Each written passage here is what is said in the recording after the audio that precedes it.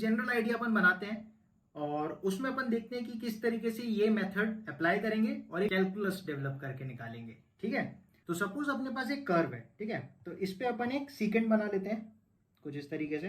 अब ये जो सीकेंट है ये इस कर्व को 2 पॉइंट्स पे कट कर रही है और हमारा जो अभी टेक्निक हमने देखा कि सीकेंट को धीरे धीरे पैरेलल शिफ्ट करेंगे तो इस पॉइंट पे टेंजेंट बन जाएगी और वहां से जो टेंजेंट का स्लोप होगा वही इस सीकेंट का स्लोप रहा होगा, तो वहां से हम लिमिट्स लगा के इसको जुगाड़ कर लेंगे। अब इस सीकेंट पे सपोज अपने 2 पॉइंट्स है, एक पॉइंट ये है, दूसरा पॉइंट ये है, तो इस पॉइंट का कुछ एक्स कोऑर्डिनेट मान लेते हैं, कोई जनरल पॉइंट है तो इसका एक्स कोऑर्डिनेट कुछ एक्स मान लेते हैं, है ना।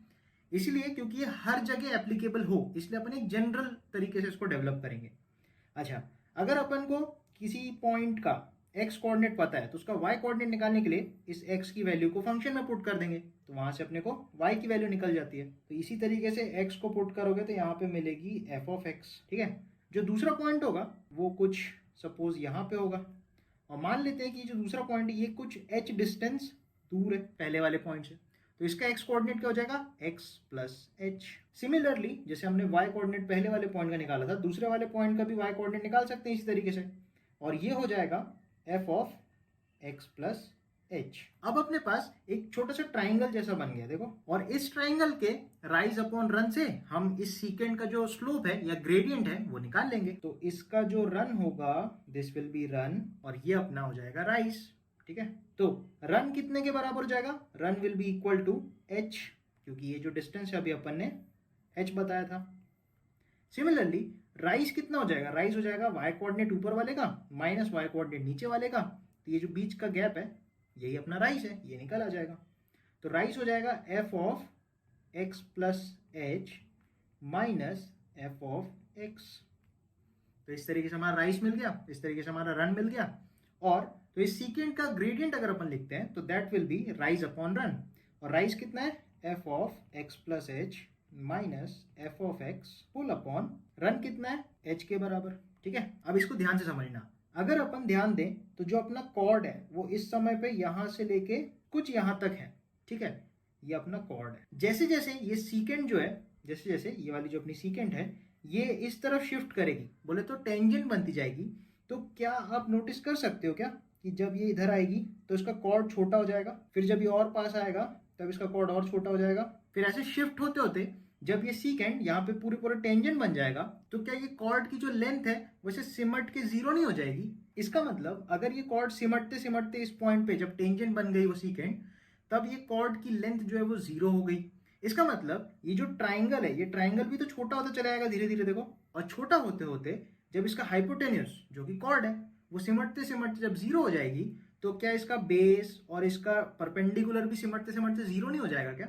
इसका मतलब जब ये सीकेंट यहाँ पे आके टेंजेंट बनेगी तब ये जो h की वैल्यू है क्या ये सिमटते सिमटते जीरो नहीं हो जाएगी क्या। तो अगर हम इसमें कंडीशन लगा दें that is limit h tends to zero slope of secant that will be, दोनों तरफ लिमिट लग जाएगी h टेंड्स टू जीरो, तो अपना f of x plus h minus f of x whole upon h, ये क्या बन जाएगा, ये बन जाएगा स्लोप ऑफ टेंजेंट।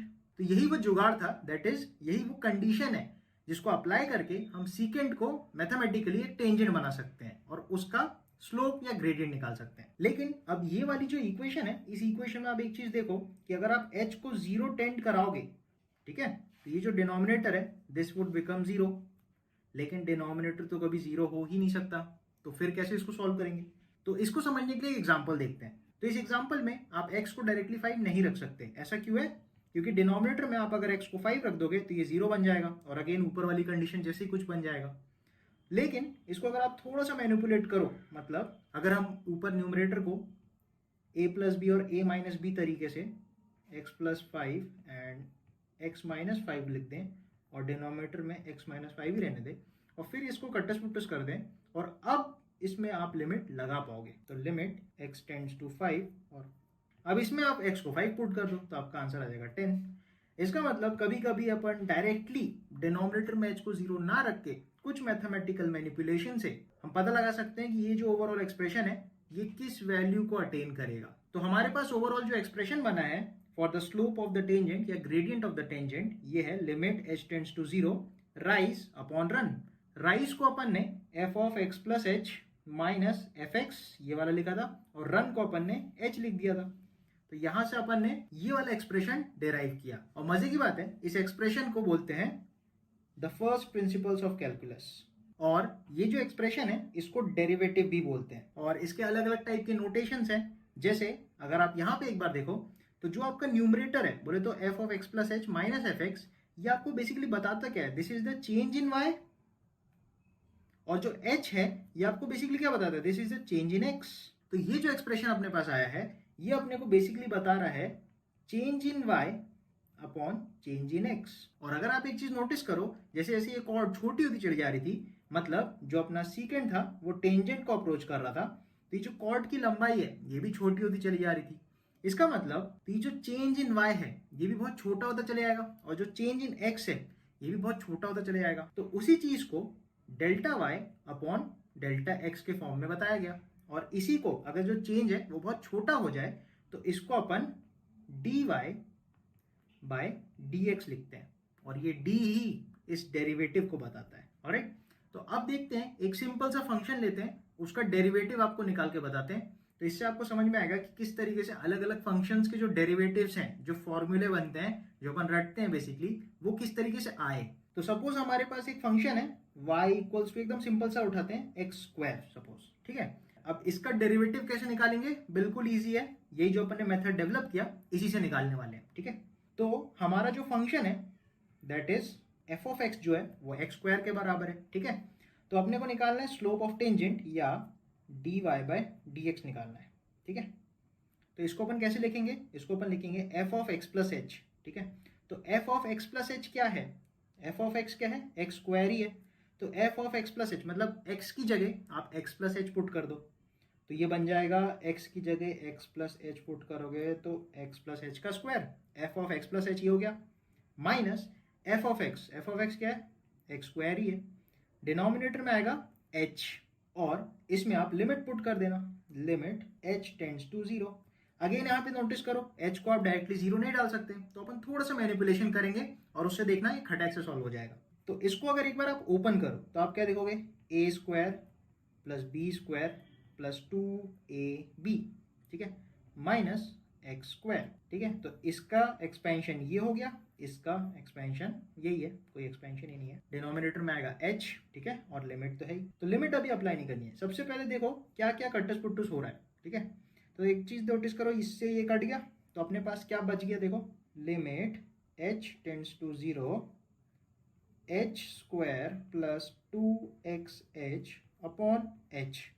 और एक चीज आप नोटिस करो कि न्यूमरेटर में h कॉमन निकल आएगा, मतलब limit h tends to 0, h निकाल लो बाहर तो क्या बचेगा, h प्लस 2x, और डिनोमिनेटर में क्या बचेगा, h। अब आपको दिख रहा होगा h से h कट्टस पुट्टस हो गया। अब जो एक्सप्रेशन बचा है इसमें आप h की वैल्यू को 0 पुट कर सकते हो। तो इसमें अगर आप h को 0 पुट करोगे तो ये बन जाएगा 0, तो अपने पास बचेगा क्या, अपने पास बचेगा 2x। और अगर आपको याद हो कि x की पावर अगर n होता है उसका डिफरेंशिएशन जब आप करते हो, डेरिवेटिव निकालते हो d by d x of y, बोले तो x की पावर n, तो ये आपको n x की पावर n माइनस 1 देता है।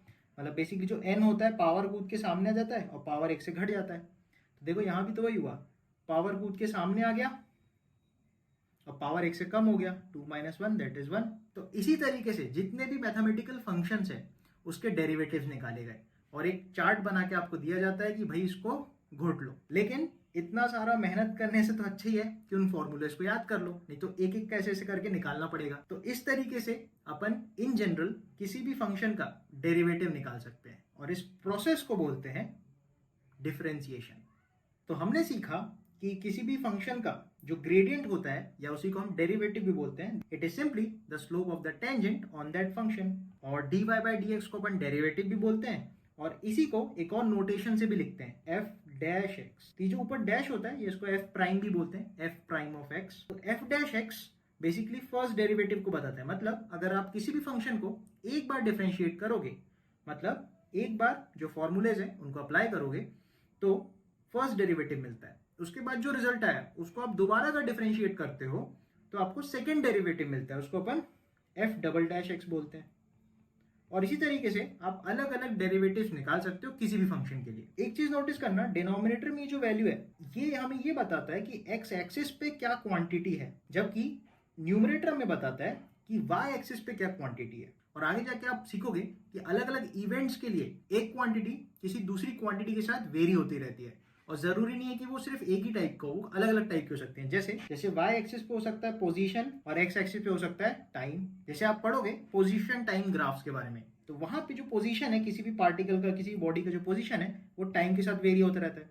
तो वहां पे जो वाई कोऑर्डिनेट है या जो वाई का क्वांटिटी है दैट इज पोजीशन, जो एक्स में क्वांटिटी है वो है टाइम। इसी तरीके से एक्सेलरेशन टाइम ग्राफ हो सकता है, इसी तरीके से वेलोसिटी टाइम ग्राफ हो सकता है, और अलग अलग टाइप के ग्राफ्स पॉसिबल हो सकते हैं। लेकिन इन जनरल इन सारी चीजों का जो मैथमेटिक्स है वो एकदम सेम टू सेम है। तो इसलिए अपन d y by d x लिखते हैं।